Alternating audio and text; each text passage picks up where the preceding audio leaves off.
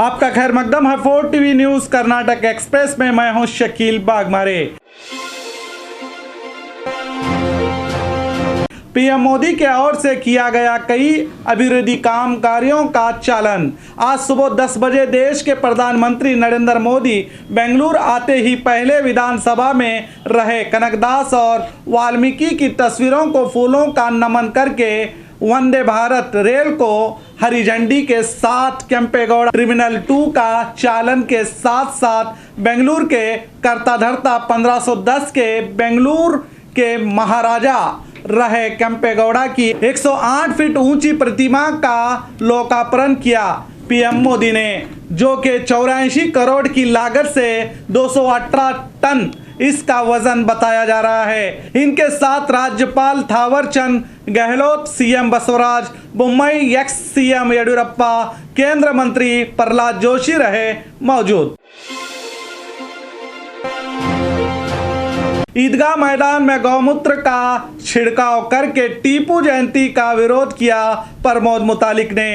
कल हुबली ईदगाह मैदान में एआईएमआईएम पार्टी के ओर से टीपू सुल्तान की जयंती सरकार से इजाजत लेकर मनाई गई, लेकिन आज श्री राम सेना संस्थापक प्रमोद मुतालिक ने जयंती मनाने गए जगह पर जाकर अपने हाथों से गौमूत्र को जगह जगह छिड़काव करके सरकार को चेतावनी दी कि राज्य सरकार की ओर से मैसूर में टीपू की विशाल प्रतिमा निर्माण होने जा रही है, उसे हम पूरा होने नहीं देंगे और टीपू की प्रतिमा को गिराने की खुलेआम धमकी दी है प्रमोद मुतालिक ने।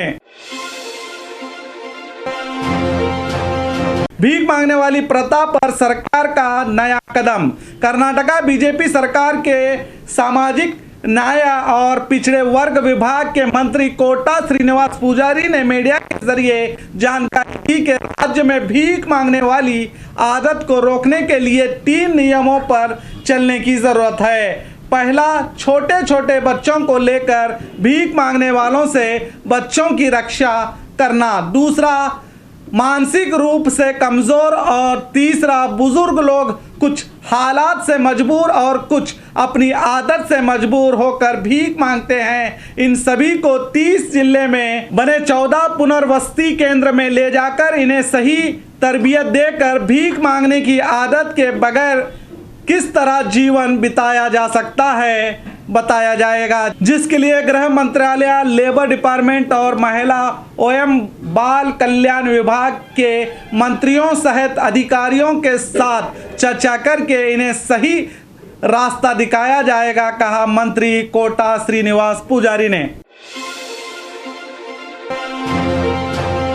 स्टेट लेवल खो खो खेलों में मंडिया और मैसूर अव्वल। बीजापुर शहर के बीएलडी कैंपस में स्टेट लेवल खो खो खेलों को आयोजित किया गया था, जिसमें राज्य के कोने कोने से खिलाड़ियों में हिस्सा लेकर मंडिया जिले से आए लड़कियों की टीम ने पहला मुकाम हासिल किया, तो वहीं पुरुष विभाग में मैसूर के लड़कों ने पहला मुकाम हासिल करके अपने शहर का नाम रोशन किया। खराब रास्तों से जनता परेशान, कब होगी मरम्मत। बीदर शहर के प्रमुख रास्तों पर गड्ढों की तादाद ज्यादा नजर आती है। बेंगलुरु खराब रास्तों के बाद बीदर शहर का नाम दूसरे नंबर पर आता है। बेंगलुरु जैसे ही हालात हैं यहाँ पर भी। इन खराब रास्तों पर गिर के कुछ घायल तो कुछ ने जिंदगी को ही अलविदा कह दिया है। बीदर जिले से राज्य सरकार में एक मंत्री और केंद्र सरकार में भी मंत्री के साथ स्थानीय कांग्रेस के विधायक रहीम खान होने के बाद भी इतनी लापरवाही क्यों का सवाल कर रही है स्थानीय जनता। आंख उठाकर देखने से जानलेवा हमला। बेंगलुरु बेटारायनपुर निवासी संदीप अपने घर जाते समय गली में खड़े आवारा युवकों को घूरकर देखने से गुस्सा हुए यशुदास और 4 युवकों ने संदीप को हथियारों से मारकर उसका पैर को ही काट दिया। साथ ही सर पर जोरदार चोट आने से घायल का अस्पताल में इलाज को ले जाया गया है और इस दर्दनाक घटना पर बटरायनपुर पुलिस ने सीसीटीवी के आधार पर मामला दर्ज करके आरोपियों को पकड़ने में जुटी है पुलिस। इरिगेशन ऑफिस पर लोकायत की रेड। रायचूर शहर के कर्नाटक नीरावरी निगम के दफ्तर में लोकायत की ओर से रेड की गई है। बल्लारी के इसैया नामी कॉन्ट्रैक्टर ने रायचूर इरिगेशन ऑफिस में खुलेआम रिश्वत का बाजार चलाने की शिकायत की थी, तो 4 इंजीनियरों को लोकायत पुलिस ने रंगे हाथ गिरफ्तार कर लिया है। अभी इसकी अधिक जानकारी पूरी जांच के बाद ही बाहर आएगी।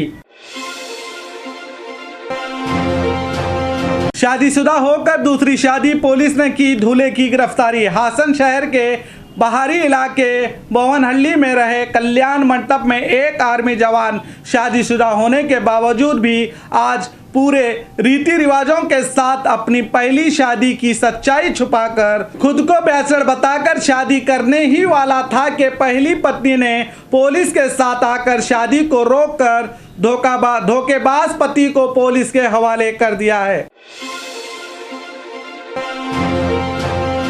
खुद ही युवकों ने किया खराब रास्तों की मरम्मत। देश और राज्य में सरकार और जनप्रतिनिधि होने के बावजूद भी कई इलाकों में खराब रास्तों पर ही लोगों को सफ़र करना पड़ता है। इसी बीच दावणगेरे के खराब रास्तों पर कई बार पालिका और जिला प्रशासन को शिकायत की गई थी कि इन्हें जल्द से जल्द मरम्मत की जाए, लेकिन कोई जवाब न आने पर देखकर रात में ट्रैफिक कम होने के बाद अपने निजी खर्च से युवकों के एक ग्रुप रोजाना शहर के हर रास्तों पर काम करके मरम्मत करते हैं। अगर वोट देने वाली जनता को ही रास्तों की मरम्मत करनी है तो सरकार और विधायकों की क्या जरूरत।